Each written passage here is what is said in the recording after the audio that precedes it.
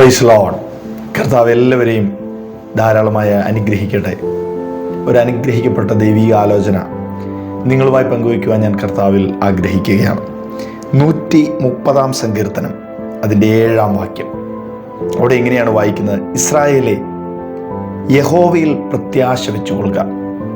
അവൻ്റെ പക്കൽ യഹോവയ്ക്ക് കൃപയും അവൻ്റെ പക്കൽ ധാരാളം വീണ്ടെടുപ്പുകളുമുണ്ട്. നമുക്കറിയാം, പ്രത്യാശയില്ലാത്തൊരു മനുഷ്യന് ജീവിതത്തിൽ മുന്നോട്ട് പോകാൻ വളരെ പ്രയാസമാണ്.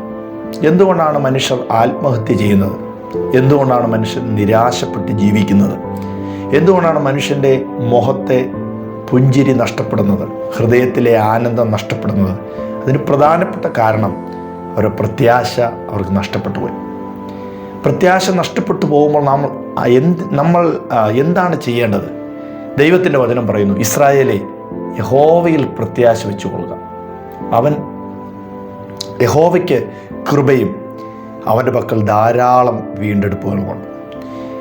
നിങ്ങൾ ദൈവത്തിൽ പ്രത്യാശ വയ്ക്കുമ്പോൾ അവൻ്റെ പക്കൽ ധാരാളം വീണ്ടെടുപ്പുണ്ട്.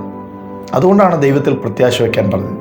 ഒരുപക്ഷെ നമ്മൾക്ക് പ്രത്യാശിക്കാൻ കഴിയാതെ വണ്ണം നമ്മുടെ എല്ലാ കാര്യങ്ങളും ഒരു പ്രതീക്ഷയും തരാത്ത നിലവാരത്തിലായിരിക്കാം ആയിരിക്കുന്നത്. നമ്മുടെ വീട്ടിലെ കാര്യം, മക്കളുടെ കാര്യം, ശുശ്രൂഷയുടെ കാര്യം, ആരോഗ്യത്തിൻ്റെ കാര്യം, വരുമാനത്തിൻ്റെ കാര്യം, ജീവിതത്തിൻ്റെ എല്ലാ മേഖലകളിലും നോക്കുമ്പോൾ പ്രതീക്ഷയ്ക്കും പ്രത്യാശയ്ക്കും വകയില്ലാതെ മൂടുപടം പിടിച്ച് കാർമേഘം പോലെ നിരാശ മാത്രമുള്ള സാഹചര്യമായിരിക്കാം.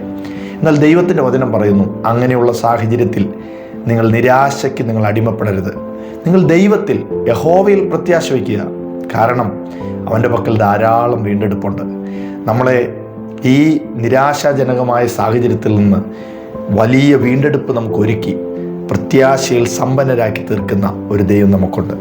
പ്രത്യാശയില്ലാത്തവർ ദുഃഖിക്കും, പ്രത്യാശയില്ലാത്തവർ ബലഹീനരായിത്തീരും. എന്നാൽ ദൈവത്തിൽ പ്രത്യാശ വയ്ക്കുമ്പോൾ ദുഃഖ സാഹചര്യങ്ങൾ മാറി നമ്മൾ ബലപ്പെടുവാനാണ് വരും. ദൈവത്തിൽ പ്രത്യാശ വെച്ച് ധൈര്യമായി മുന്നോട്ട് പോകും. കർത്താവ് നിങ്ങളെ വീണ്ടെടുക്കും. ദൈവപ്രവൃത്തി അവൻ അയക്കും. ദൈവം നിങ്ങളെ ധാരാളമായി അനുഗ്രഹിക്കട്ടെ. God bless you.